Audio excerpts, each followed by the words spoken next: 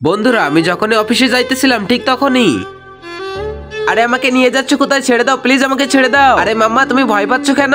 এই চিন্টু তুমি কি জানো না আমি তোমার মা না? না আমি আমার সৎ মায়ের সাথে থাকতে পারবো না, ও তো আমাকে অনেক মারে। এই তোমার জব কতদিনে লেগে যাবে? তুমি জবের কথা বাদ দাও, আর এই ছোট মেয়েটার একটু খেয়াল রাখো। এই মেয়েকে তো আজকে আমি ছাড়বো না। এই মেয়ে তোর মা নাই বলে কি আমাকে সবসময় তোর দেখাশোনা করতে হবে? তুই একা থাকতে পারিস না? এটা আমার কাছে তোকে খাইতে হবে না।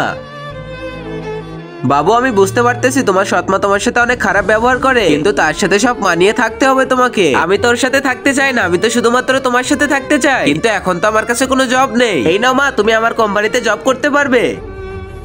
আরে বাহ তাই নাকি? তাহলে তো মজাই হয়ে যাবে। আজকে তো আমার জবের প্রথম দিন। এই নিন ম্যাডাম, এটা আপনার অফিস। এই কম্পিউটারে আপনাকে কাজ করতে হবে। এই তুই যা তাড়াতাড়ি।